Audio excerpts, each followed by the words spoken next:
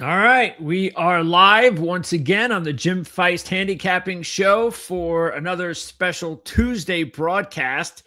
As you can see, this is another college basketball video that we are really primed for, Jim, because it's Sweet 16 time, and we don't get many of these, just once a year. That's right. Brought to you by Don DeMarco's, 9785 West Charleston here in Las Vegas. Great Italian food. I love their pizza. I love all their food. Albert Scalliot, the host and owner, and love it there. And Greg, how are you doing this morning? So far, so good. We had a few upsets. We had a little taste of a Cinderella here and there, which was better than last year. But for the most part, once we got through the first round of games and into the weekend, a lot more of the top teams came through, with the exception maybe of just Florida. Other than that, if you take a look at the bracket right now, there are not a lot of surprises left. No, I think you get to the. All these teams are major conferences. Except maybe. Well, who else? Who's left from a minor conference? None. None. No mid majors. And I think that's telling, and I think that's the wave of the future, and it's going to be that way with the nil in the portal. Which, when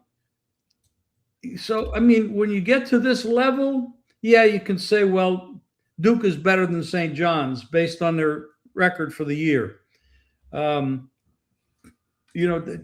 And the way that they played consistently and stuff like that. But all these teams are capable.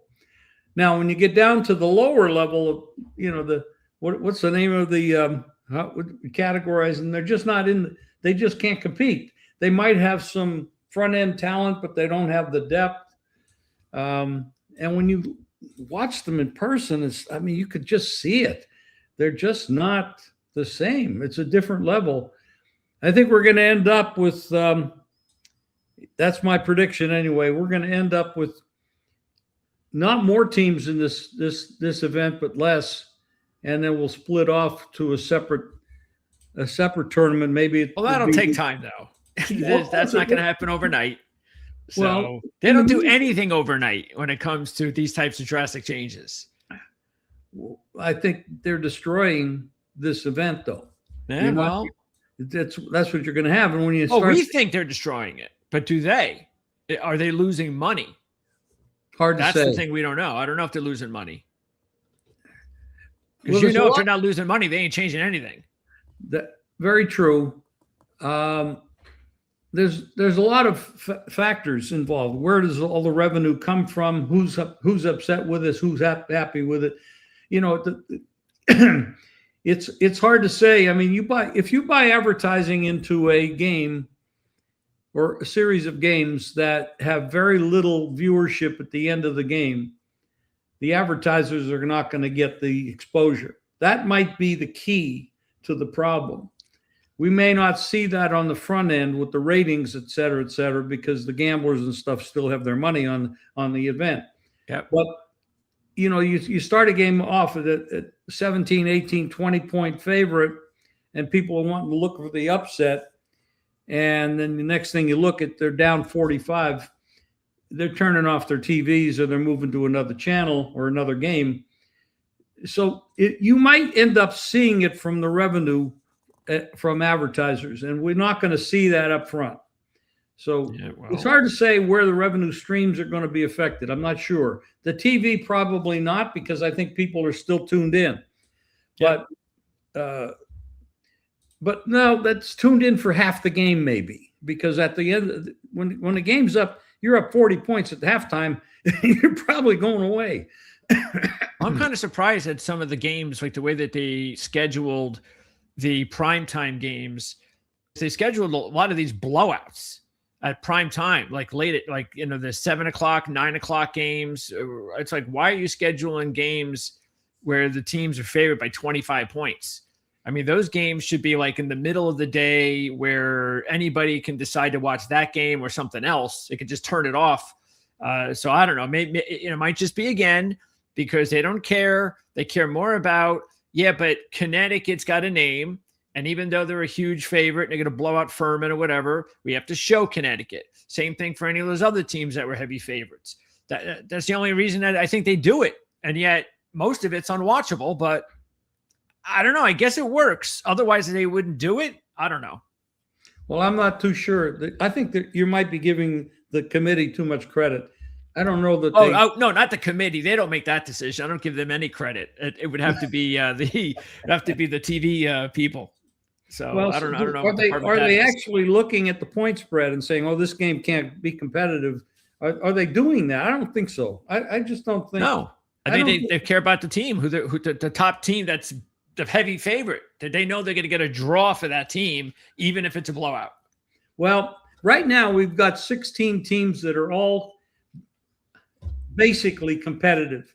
We don't have big lines. We have one double-digit favorite, and that would be Michigan over Alabama, which Michigan has played unbelievably well, but there's no other game that has a double-digit favorite in the final 16. So these games might be the best of what we've seen from a competitive standpoint. Now, my point to that is, if the best we're going to see is at this level, then we might end up saying, well, there's too many teams in this event. It's 68 teams because half the field cannot compete. Then we start looking for a big change. And that's what I predict is going to happen, as long as the NIL and the portal has absolutely no handcuffs on it and they can do anything they damn well please. Well, again, like I said, if they do that, what I would rather them put together first or try out would be if they came up with, again, right now, let's say these are the top 16 teams. And like I said, we could say that Florida, maybe not here. That's one team. So let's say even if you had a 28 and you said, okay, these are our at-large 28 teams, they get in and then they're going to play. But the week before the tournament begins, we're going to have the mid-major tournament, and the top 4 teams that make it out of there are going to get invited to the big tournament, and we'll have 32 teams, 28 plus the 4 that come in from the mid-major tournament. I'd rather see something like that than see a mid-major tournament, because then it's like the NIT of old, which was okay. I had no problem with it when we were growing up. There wasn't a lot on TV at the time, though, when we were growing up. So I got into the NIT, but I don't know if people would really get into that as much as maybe we would have in the past. So I think giving them hope that they can also maybe get in with the big boys, that would be a nice prize for them. And we'd still be able to bet on games and do or die. So that would be my guess, my hope, that they'd be able to come up with something creative like that. Well, there you go. I mean, let's hypothetical, and we're all talking hypothetical here. Let's say the NIT is that tournament, and then the top 4 get invited to the big dance. Mm-hmm. But the problem is with all that is you may end up prolonging the season, and these teams that are in the final 28, they're waiting an extra week to play basketball. And I'm not too sure that's going to sit well. But I like the idea, but I think the NIT might come into the mix to be that play-in tournament. Well, the other thing, because they do have, I mean, there are some conferences, not the biggest ones, but there are some conferences that do have about a week off between their championship game, postseason, and then the start of the NCAA tournament. And that's all I'm asking for is a week. And I don't think that's long. You get an opportunity to rest up everybody. I don't think asking for an extra 3 days off is a big deal. You're probably right. But I like the idea. The concept is, I think both of our concepts are identical. Also, I'm saying, instead of creating another tournament, just use the NIT. Yeah. So again, we'll see how long that takes, but we'll find out again what kind of traction we get here ratings-wise, because I'm assuming it's going to be pretty good with all these teams. and we're going to hope that we're going to get some really good games. We already had some really good games. You know, Yes. the Kentucky game against Santa Clara, heartbreaker for Santa Clara. Yeah, I lost money on that one. Oh, that was the one that went to over. Yeah, because it went to overtime, Yes. and because it went to overtime, you lost. That's it. That's the thing about basketball that really. There's two things. It's overtime and free throw shooting. Overtime is where the underdog goes to die. Yeah, we've always said that, and boy, that was the perfect example. But we've got 16 teams here that I'm excited to see. I'm excited that there are 8 teams still in the NIT, and that's pretty exciting as well, but not to this level, because we're looking for the national champion. It's definitely going to be one of these 16 teams, and can we figure out who it is? Yeah, we'll start in the East, and we've got Duke, St. John's, Michigan State, UConn. So we really have just the top 4 teams. St. John's was favored over Kansas, so that was not an upset. So the top 4 teams that were all favored to win the second round made it into the Sweet 16, and Duke right now is one of the heavier favorites as well. They should be. They're going to be playing on Friday. They're the early game on Friday against St. John's. They're a 6.5 point favorite, about a little over 2-1 on the money lines. You got the ACC champs against the Big East champs in that one matchup. And then the second matchup is the Michigan State game against UConn. That'll be later on that night on Friday night. Michigan State, UConn. You got the third team from the Big Ten against the second team from the Big East. UConn's a 2-point favorite in that one. So what do you think about these East matchups? Well, I think UConn has a higher ceiling than Michigan State, but they've also played some incredibly head-scratching games where you didn't get this consistency. But I mean, I've talked to people that are really knowledgeable. They feel that UConn is very dangerous to win this whole thing, and I keep scratching my head about it and saying, I don't know how. I mean, I could see them winning this game, but winning the whole thing, wow. No, I don't see it. It's so inconsistent. But the UConn, they've had a history of pulling. I mean, look at a couple of years ago they won this thing, and nobody expected them to do so. And this is a kind of a mystery team. They just come up. They got the pedigree, they got the history. And then, I mean, obviously they have it on the women's side too, because they're dominant.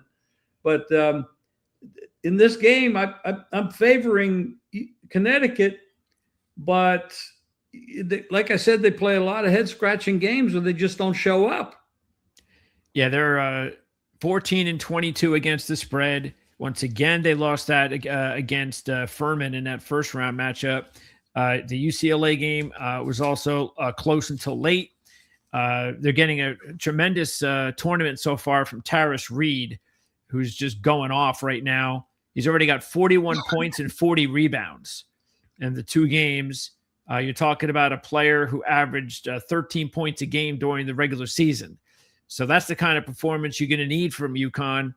They did lose Silas Damari to an ankle injury in the Big East Championship. He didn't play in the first round. He came back against UCLA, did not play all that great. Maybe he needed some time. So now he's got an extra time off. That'll be very helpful.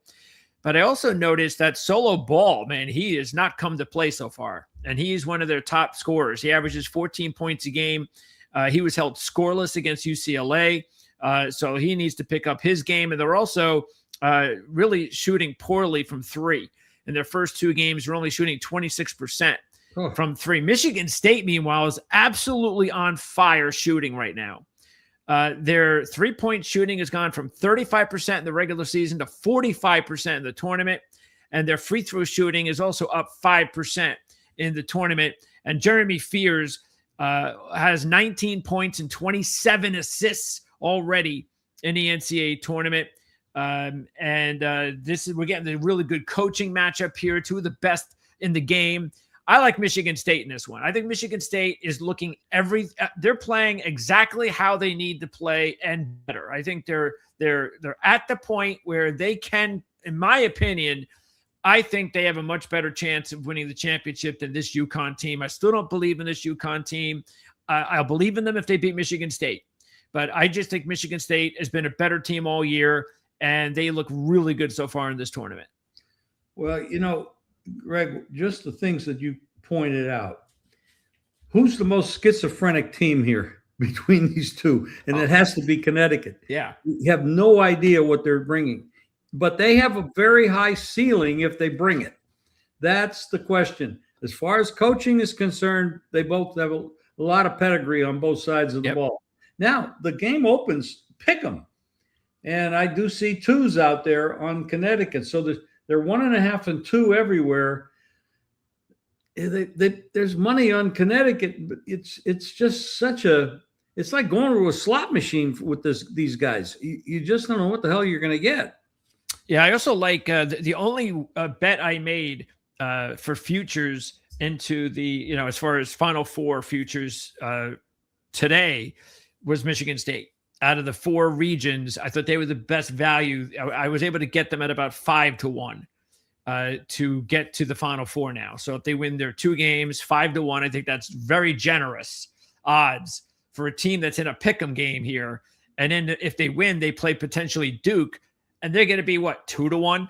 So I think 5-1 is a really good number for Michigan State. Let's talk about that, because there's an enormous amount of money that's been put, well, not an enormous amount, but a substantial amount of money that's been put on St. John's. Now, if you watch that game between St. John's and Kansas, I don't think I've ever seen a game that was worse. The first half, I couldn't believe what I was watching. This is like a high school team that they forgot how to shoot. And they forgot how to play. The turnovers and the missed, shots that were missing the rim and just, that's St. John's for you. Yeah, but they play defense. Yeah. They really play defense. Now, coaching-wise, you got Pitino in this thing, and boy, he has a way of bringing some real surprises. Do you want to lay 7 with Duke over St. John's? I don't. The thing that you talk about how we can see this changing from regular season to tournament and how that could happen. And we're seeing that with Duke. This is why Duke could really be dangerous now, because all of a sudden, if you take a look at it, we knew Caleb Foster was going to miss the first week, and I don't think he's playing this week. I think the only way he comes back is to make it to the Final Four, which is entirely possible. But they get Ngongba back, the big dude, and he's a very big part of their overall team. But really, with a couple of pieces kind of missing, a piece and a half missing, they were able to get contributions from Malik Brown, who went from a 5-point scorer. He was averaging 5.4 in the regular season. Now he's averaging 9.8 in the tournament. Caden Boozer, Cameron's little brother, or I guess is his brother. I don't know how little he is. I was going to say it can't be that little. No, went from averaging 6 points a game, 2 rebounds, 2 assists in the regular season, to 14 points a game, 3 rebounds, 5 assists in the tournament so far. And Dame Sarr averaged 6 points a game in the regular season. He's now averaging 9.5 in the tournament. So they've got 3 guys that have upped their game in the tournament. And Duke was already a dangerous team. And that's what you need to really be a championship type team. And they're showing it right now, because they came into the tournament with only 4 players on their entire roster averaging 7 points per game or higher. And that's why this additional offense is really going to make them difficult to beat. So are you favoring Duke minus the 6 or 7? I am. I'm really afraid of St. John's offense, just like we saw in that game. This is what took them out last year. If they lay bricks against Duke, I think Duke's going to run them out of the gym. I just don't. I think because Duke can play D. It's St. John's might be a little bit better, but not much better. And St. John's hasn't played a team like Duke all year. So I think 6 points is easy unless St. John's comes out and hits. I mean, they got to hit. They've got to be able to have one of their better shooting nights of the year. Well, we know that Duke has the pedigree. We know that St. John's has the pedigree. Well, they definitely have a coach that's had tremendous success. I don't know. This is a very tough. You can't. How the hell? I mean, I don't know how St. John's got this far with that kind of an offense, but obviously not that they're not that bad every game. No, I mean that was just horrible. Uh-huh. And I don't know how they even won against Kansas. I mean, the Kansas had them down, and I guess Bill Self is going to move on to retirement. Maybe. Oh, is that the rumor? The rumor is he could take another job. Really? But it looks like he's pretty disgusted with what's going on at Kansas. He's probably disgusted with the whole system. That's what he's probably disgusted. Well, a lot of us are actually. Yep. So it depends on his health and how he. I mean, they got plenty of money at this point, so they can make good decisions for themselves. I'm going to stay neutral for a moment on this game. Okay. Don't forget tomorrow at 1 Eastern. That is so far the scheduled time for the Playbook ATS podcast. So we'll both be there along with Mark Lawrence, who hosts the show, and Andy Isco, who has picked St. John's to win the national championship last week. So we'll find out from Andy whether or not he is a little bit more concerned with St. John's, or if this was just what he expected. He knew St. John's was going to be, they weren't going to win a championship based on their offense. That's for sure. I'll tell you, he's not the only one that's picked St. John's to do this, to make it. It's really amazing, as horrible as they are on offense.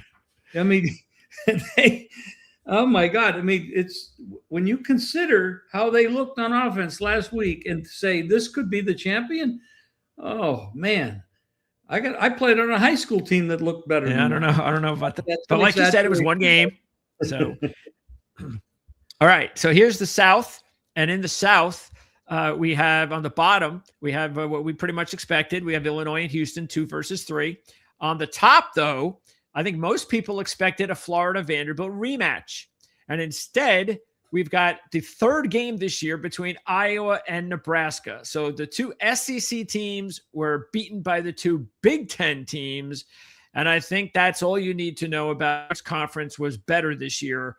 I think we all knew that anyway going in, and that definitely sealed the deal there. So Iowa against Nebraska. Right now, Iowa is considered the Cinderella, and that's really making it, in quotations there. But they're coming in as the 9 seed, and they had the big win at the pretty much at the buzzer to beat Florida on that 3.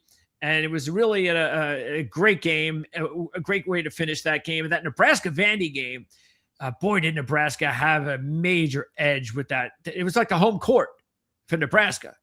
I feel sorry for the Vanderbilt side. Yeah, it was amazing that the sound, just watching it when they did something, it was like a home court. It had to be. They had to have 90% of the people. It sounded that way. Yes. But these are not muffins. These 2 teams can play. I do think Florida got out-coached in that game pretty badly. In what respect? I thought there were some terrible moves by Florida's coach. I mean, the full court press when they're up to I thought that was horrible. But they made some mistakes coach-wise. But anyway, I'm not taking anything away from Iowa. They played a great game. I thought they played a great game the previous game. I think they've got a lot together. They're doing all the right things. They're dangerous, but knocking off number 1 is a real emotional issue. That does not bode well for them heading to their next game. This game opened Nebraska 3. You can't find that anymore. You're seeing all 1.5s on Nebraska. Yeah, I think it helps Iowa for 2 reasons. One is they got time. So now they've got several days to get their act straight out here. Also, I mean, look, this is it's you upset number one seeded team, and that's great. But I mean, did we come in? I mean, again, I'm speaking like they are. Did we come into this tournament trying to get to the Sweet 16? Was that our goal? No, that wasn't our goal. We expected to win that game. We got them. We're trying to get to the Final Four, and so we're playing a team that we've played already twice this year. So it's a rival. It's a conference rival. Both teams won at home and covered at home. Nebraska was able to cover at home because they did that overtime deal where the Dog was beaten once again in overtime. Nebraska was the home favorite, goes to overtime. Nebraska won and covered. Iowa won at home and covered. So this is the third of three of the meetings. Now, what's interesting about Iowa, this is the reason why I really like Iowa in this one. Couple reasons. One, Nebraska now is no longer going to get home court advantage. That's one. And two, Iowa was able to get this far, including beat Florida, with their best player, 3 of 19 from 3 points in the first 2 games of the tournament. So if anybody would have told Iowa fans that the best player that kid starts would go 3 of 19 from 3, they'd be, I guess we're out. And the team in a regular season wasn't a great 3-point shooting team. They were 35%, 113th in the nation. Well, thanks to Sturts, they're 28%. So some of the things that is important for Iowa to win these types of games, well, they didn't really do. They still found a way. And that's why I think I feel a lot better about Iowa's chances, especially, again, like I said, also throw on top that Nebraska had that home court edge that they're not going to get here. And overall, though, it does look like one of those games that I could sit here and say I like Iowa, but I think we could all feel pretty comfortable. It's going to be one of those games that's going to come down to the last possession or two. Absolutely. I agree with that. Totally agree with that. And you know what? Maybe 750. I didn't have to put Iowa. I didn't have to bet on Iowa to get to the Final Four with that number because I already took Iowa to make the Final Four like in January. I forget what number I had. But if I didn't, I would take that because, again, I'm thinking like they've got so like Michigan State. Okay, so they're basically in an even game against Nebraska. Okay, well, all right, they win that game. They have one more game to win, and I'm getting 7-1 odds. I'm not getting 7-1 odds if it's Iowa-Houston. And if Illinois can upset Houston, well, hey, I got an Illinois, I got another Big Ten team. I can handle Illinois maybe a little bit better than Houston. And Houston, I think, of course, we know they're the best team left. There's no doubt about that. But I think 7-1 is a little bit out there right now. I think that's probably not a bad idea if you want to throw a few bucks in Iowa. Now, you just made a statement. You said Houston is definitely the best team left in the tournament. No, in the region. Oh, in the region. Okay. Yeah. Okay. We'll pass on that then. Okay. So what do you think about the game? The Illinois-Houston game, very interesting. Game opened 2. It's up to 3.5. And I've seen some 4s stick out there against Illinois. Houston is a monster. And they are on a mission because you and I – we were there last year. I had Houston, you had Florida, and you beat me. But Houston's on a mission after losing last year in the final, and they're playing like it. They lost those 3 games in a row late in the season, and a lot of people started chalking them off because they lost those 3 games, but they're back. Now, Illinois is very good. I'm not knocking them, but you can see the money has come in on Houston in this game. Yeah, Illinois won their 2 tournament games by 21 or more, but Houston won their 2 tournament games by 31 or more. So both of these teams are coming in playing pretty good so far. They're smoking. Yeah. Look, the one thing that we know about Houston, they're going to be really good defensively, and they're also a very good free throw shooting team, which we know is important this time of year, but they're not very good at the 3. And so, maybe, Flemings might be the one guy that can get hot and he could take over a game. He's got that kind of talent for a young kid. Illinois, meanwhile, I think they've got more depth offensively. I think that's true. But they don't have the defense and the grittiness or the toughness of Houston. And I think that's what we've seen out of Illinois this year is they haven't won a lot of big games like this. They come up against these top teams, and this is when you draw that line between whether Illinois is capable of being a second, third seed or a 1 seed. And until they can prove it otherwise, I think Houston's got to be the play here. Who's got the better? Well, I know who's got the better defense, but the defensive efficiency rating is a tell here between these two. And that's, I think, why it's drawing money. But to me, the Houston is for sure a money line play. You don't lay the points because you don't want to get stuck with that. You just go out there, grab the money line and play Houston. And what do you think about, so if somebody likes Houston and they really believe they're especially in this region, they're plus 130 right there to win the region. Would you say that is a good wager for someone who believes in Houston? When you say region, you mean the next 2 games? Yes, they're plus 130. Well, I'd have to definitely take plus 130 rather than lay the number on Illinois game. Yeah, definitely, without a doubt. Again, just to win both games instead of just a 1. Yeah, correct. I agree. Okay. I mean, because I don't think Iowa or Nebraska will beat Houston. No, as much as I said, I think Iowa is a good long shot bet. That's it. That's just a long shot bet. Houston is clearly the better team, and it'd be really surprising to see Iowa beat both Florida and Houston to get to the Final Four. I don't know if they can do that. So they still got to get by Nebraska. That would be amazing. I mean, that would be amazing if Iowa could pull that off. And I'm not knocking them at all. I like that team. Okay, so that is the South, and those games are going to be on Thursday. So the Iowa and Nebraska is the early game, and Illinois and Houston will be about a little after 10 Eastern on Thursday night. Now let's move over, and of course that's the one side of the bracket. Now let's move over to the other side, and we could start with the West first of all, where you have 3 of the top teams, and then just like Iowa, we have the one outlier, Texas.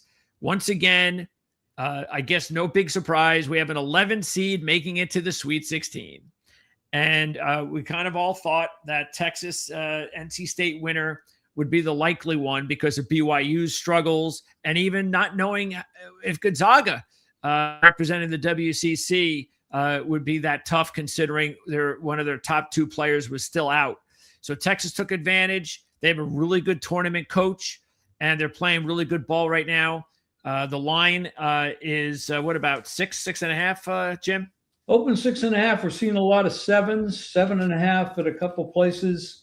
Purdue, let's look at if you have the stat there and talk about what Purdue has done from 3-point range themselves. What has been their, I think the number is I don't think they can maintain the 3-point shooting they've had. I mean, they're unconscious 60%. Right now.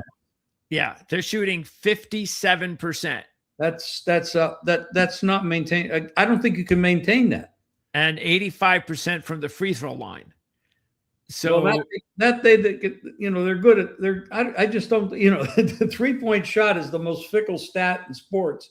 And I just don't think they can maintain that. Now, Texas is a fickle team also, but it just seems like a big number. I can't lay it. I definitely can't lay it, but not based on the fact that they're shooting such a high number. There's got to be a regression off that.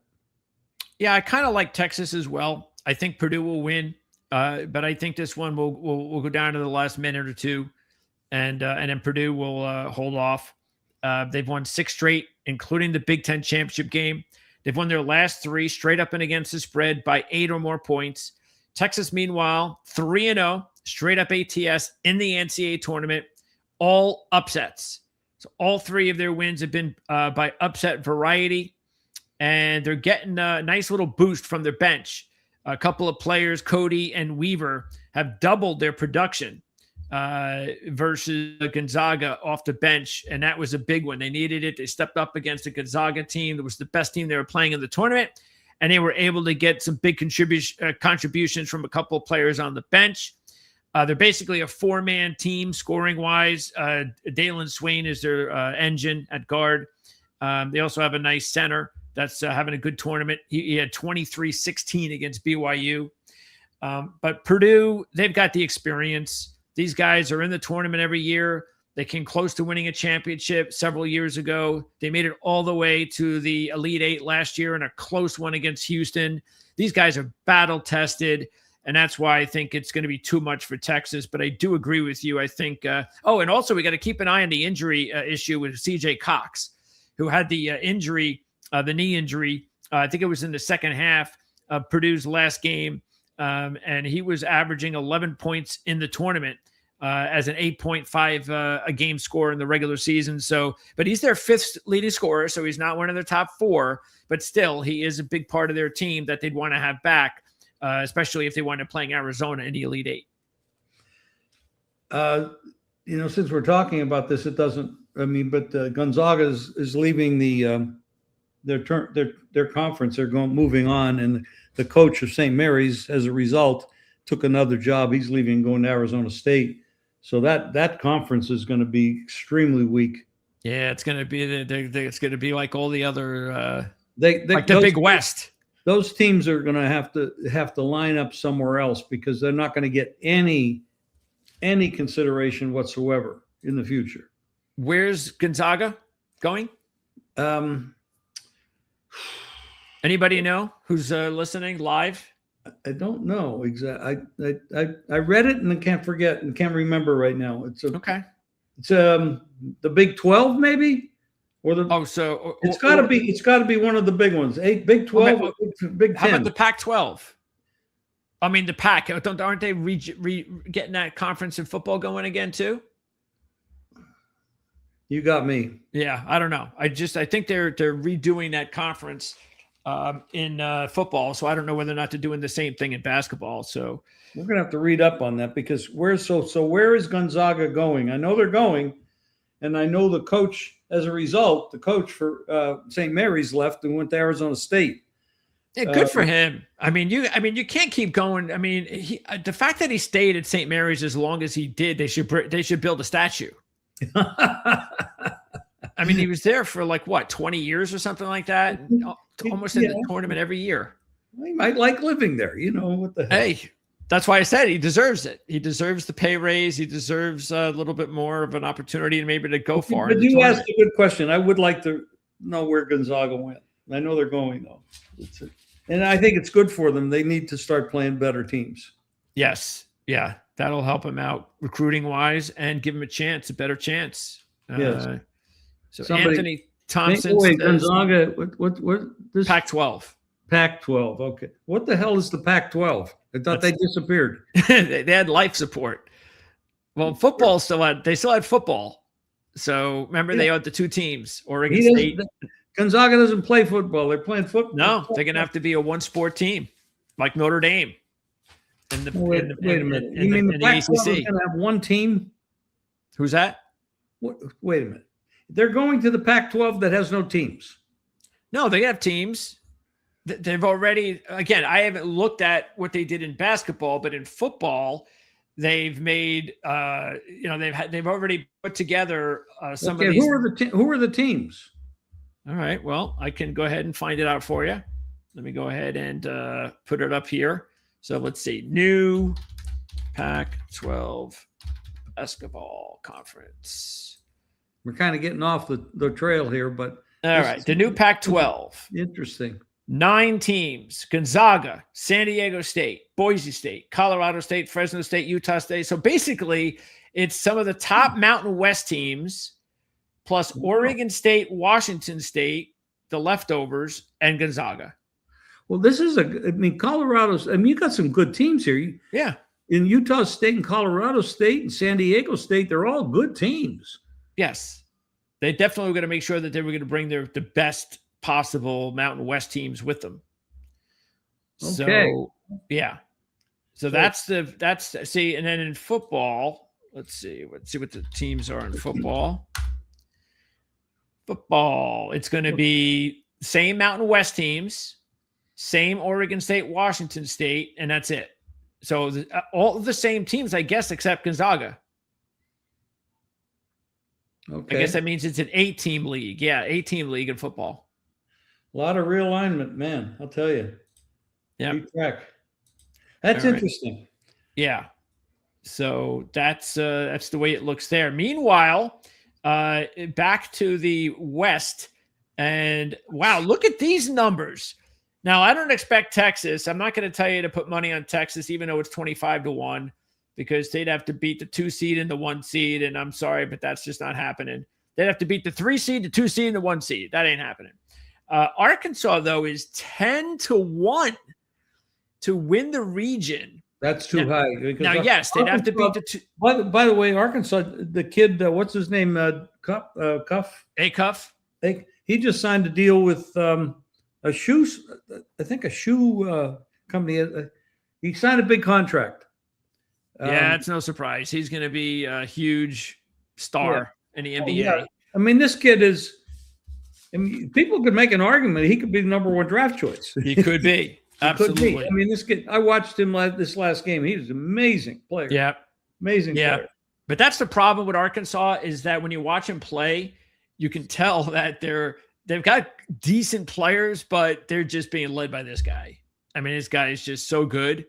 You could tell that they're not a team. They're not a championship team. He's the kind of player that can carry you. He can, yes. And that's why they're dangerous as a 10-1 shot to win the West. They won the SEC tournament. So, look, they're a good 3-point shooting team. Cuff is averaging 30 points a game in the tournament. That's incredible. Malik Thomas is averaging 20 points a game in the tournament. And what's important against Arizona is you got to have size. And Arkansas has a couple of big bodies. They got Ewan and Brazil. They average 6'10", 235. And that's important because Arizona has 3 players that are between 230 pounds, 250 pounds, 260 pounds. And the one guy is 7'2". So they got a lot of size at Arizona, but at least Arkansas has some size to combat that as well. Couple other notes. Arizona only shooting 68%. I would say free right throw now line so far in the tournament, if you can find 8.5 at this point, I think you got to grab Arkansas at that. I believe so. Yeah. And again, remember, Arizona is a very young team. They're at least 3 key guys on the team are freshmen. There's no question Arizona could be the winner of the whole thing. They could be, but I mean, that's a big line against a team like this.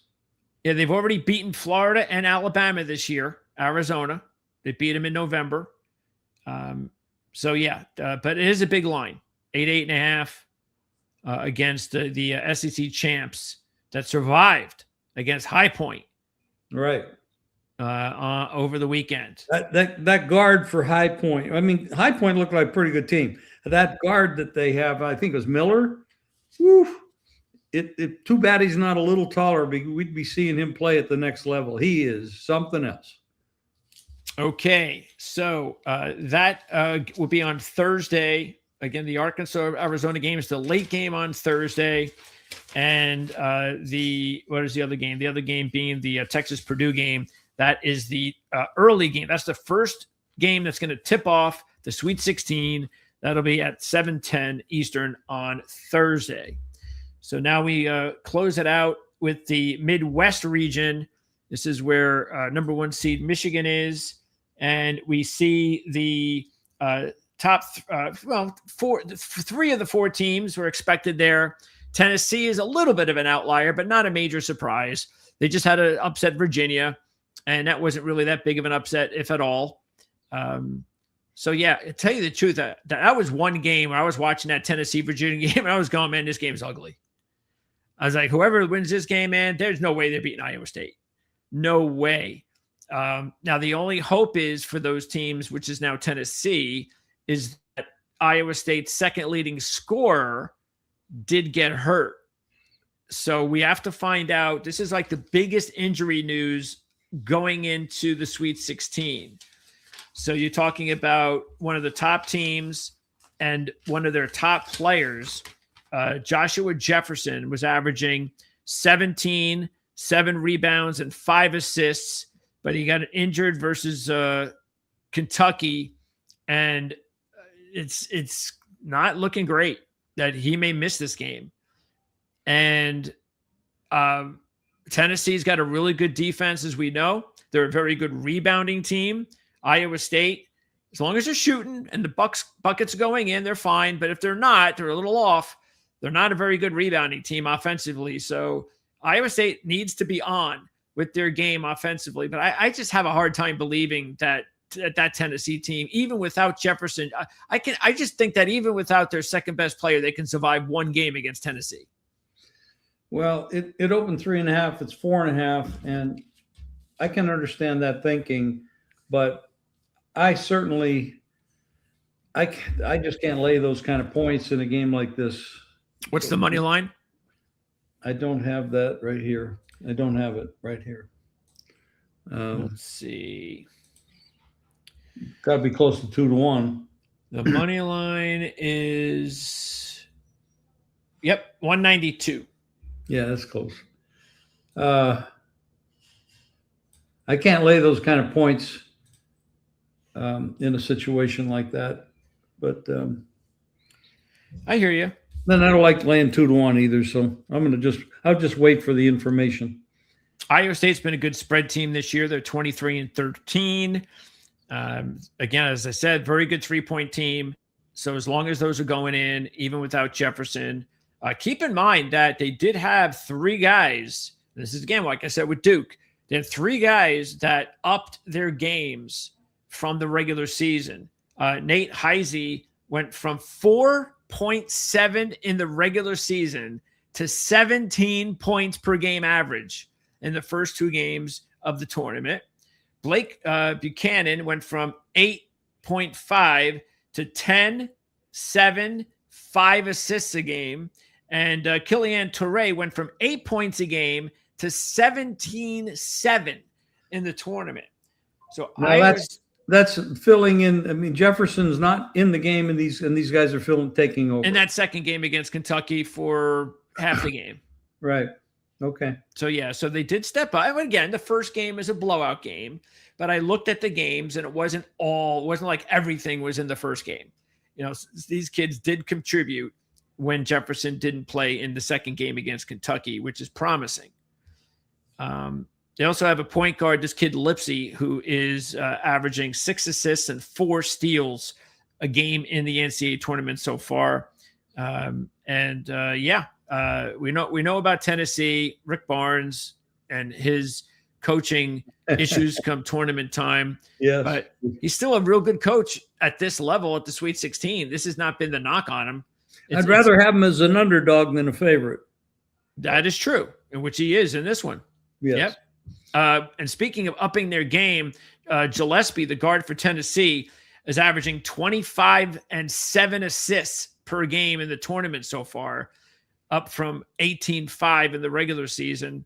The one that's really been a little bit disappointing is really their best player, one of their top players, the freshman, Nate Ament. He was averaging 17-6 in the regular season. He's only averaging 8 and 3 in the tournament. He went 0 for 3 against Miami and 4 of 11 against Virginia. So the freshman Tennessee cannot expect to beat Iowa State with that player and those numbers. He's going to have to forget about what happened last week and use that as experience and move on and have his best game of the year against Iowa State. But they are a terrible shooting team. Right. But keep this in mind, and this is going to this would be a good thing for Tennessee. In the regular season, they average 33% three-point shooting. In the tournament, they're at 43%. Oh, And in free throw shooting, 69% in the regular season, which is about as bad as you can be. In the tournament, they're up to 74%. So Tennessee is actually shooting the ball a lot better in the tournament so far. And if that continues, then they're going to give Iowa State a game. yeah. The problem is trying to predict that. That is, especially against a very good team, because Yeah. Iowa State is much better than Kentucky. So, Iowa State's a very good team, and that's why you're seeing the money come in on them. So I'm going to wait a little bit on that because we have till Friday to make moves on that. But Okay. the next game, Alabama, Michigan, is the only double-digit favorite we have in this round. yes, and these are both Friday games, by the way. The Tennessee-Iowa State game is the late game of the Sweet 16. That's a little after 10 Eastern on Friday. The Michigan game is the early game, or the second early game on Friday at 7:35 Eastern. You got the first place Big Ten team in the regular season against the second place SEC team in the regular season. And look, I think Alabama can survive against Texas Tech and Hofstra without Aiden Holloway, but I just can't see them doing it without Aiden Holloway against Michigan. This is where it's got to come to an end. Alabama can't play defense. We know that. They're going to have to shoot their lights out because Michigan is going to score 90 to 100 points in this game. Well, this is a game there's only one play, and we've already seen quite a bit of move on it, but the over is the only play. What's it up to now? 75 and a half. 170. 175. 175 and a half. Wow. That doesn't seem that big to me. What's that? What would the score have to be then? So 175 would have to be 90-80. Okay. I still think I'd go with the over, even at that. But it's a huge number, though. I mean, if you're going to have, wow, it came out 171 and a half. I got 172, but now it's starting to fly, and it's really hard to chase this. And if it's close enough, you might get a lot of foul shooting at the end. But with the 10-point spread, you're not predicting it to be close. So, but Alabama's going to fly up and down the court, and they're just going to bomb away if they're hitting. To get to 175 is so difficult. Yeah, I'd be surprised. I'd be kind of disappointed if Michigan didn't hit in the 90s at the very least, because Alabama's defense is not any good, and Michigan's offense in this tournament is red hot. We knew how good they were all season, and they've just completely upped their games. Even the top guys, Lendeborg, Morez Johnson Jr., Mara, the big center, all of them are playing better statistically than they did all in the regular season. They're getting contributions from 7 players offensively, averaging over 8 points a game, all 7. So their three-point shooting was 36% in the regular season. It's now 46% in the tournament. And that going up against Alabama's defense now. Yeah, and they don't even play defense. No, they don't. And without Holloway, their second best player. Phelan's going to try to have to win this game by himself. He's having a tremendous tournament. Yeah, but I don't think you can lay 10 and a half points with at this point. Oh, with Michigan, I can do that. Yes. Michigan, as we all know, is capable of winning big. And I have no problem giving 10 against Alabama. I don't. Okay. Because in my opinion, I'm marking you down. In my opinion, if they don't cover this game, then that means that it's going to be a game that's going to go down to the last 5 minutes.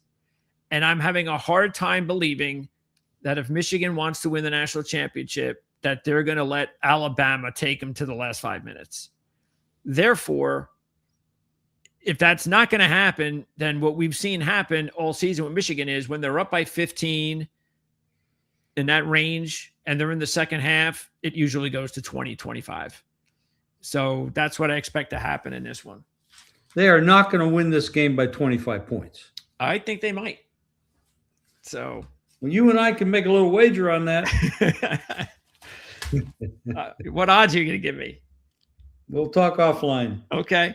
So that's and you can see here Tennessee 7-1, Iowa State plus 250. What do you think about Iowa State at 250 to win the region? Well, I got to find out about the player. The player. Yeah. Yeah. Without that, it's not a good number because you still got to get past Michigan too. So yeah, I mean, no bargain. You got to play her out, and you got to play Michigan. Come on. I mean, it's not going to be a cakewalk against Tennessee anyway. No, even if they win it without their player. Yeah. So we'll know more about that tomorrow when we are on the Playbook ATS podcast show at 1:00 Eastern. And back at it to John Cardenas. Appreciate it, John. We do our best. I'm glad you're entertained. Okay, Anthony, Arizona -8, under 166.5.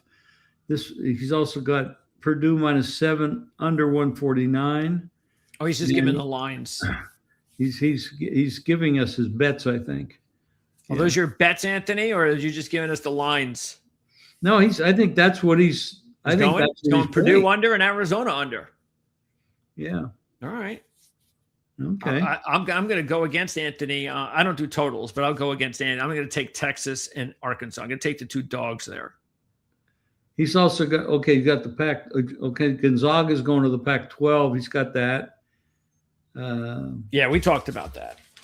Thank you, Anthony. Appreciate all that. Appreciate that. Thank you. So, and John, thank you. So if you had to pick one underdog to win outright in the Sweet 16, who would it be? Last thing before we go. Okay, give me St. John's. Give me 10 seconds. Okay, 10 seconds. And don't be giving me a 2-pointer. No wait. You're talking about an underdog there's Michigan State's not an underdog at 1.5. It's not a real underdog. No, it's got to be either St. John's, Illinois, Arkansas, Texas, Alabama, or Tennessee. St. John's. Okay, I'd like that. Get Duke out of the way. I don't want to play Duke in the championship game if I get that far. If my team gets that far. The ACC has been rather unimpressive so far, but we know that Duke can play better than they've been playing. So they need to leave the ACC. They're so good. It's like they're like Gonzaga in the WCC in that conference. Yeah, they are. This year it is like that. But St. John's can't play another game like they did against Kansas. I mean, that's not going to work. Yeah, I hope not, because that could get ugly. You got to go. All right, Jim. Are you heading down to Dom DeMarco's after this? No, not today. I got a couple errands to run. All right. So again, appreciate Dom DeMarco's, which we will be back. Jim will be back there in August before football season begins. We'll do this again next week before the Final Four. And then we'll turn our attention after that, I guess, maybe back to there's a lot of other things like Major League Baseball starting tomorrow, NBA playoffs, and much more. So, Jim, we'll talk to you again. You got golf shows. You got I got golf. I got a lot. Yes. You got NASCAR. Yes. You got all that on here. The NBA playoffs is really much more exciting than the regular season for me because, I mean, all the teams come to play and they try hard and they play. Most of the players play every day. And then, of course, got, like you said, baseball. It's a long Kentucky Derby's coming up soon. Horse racing coverage. And you got a great horse racing show. John Cardoon, I think, right? John Hardoon. Yes, It's a popular show on the channel, actually. That's true. Yeah, we got some great stuff. We're never without sports, No.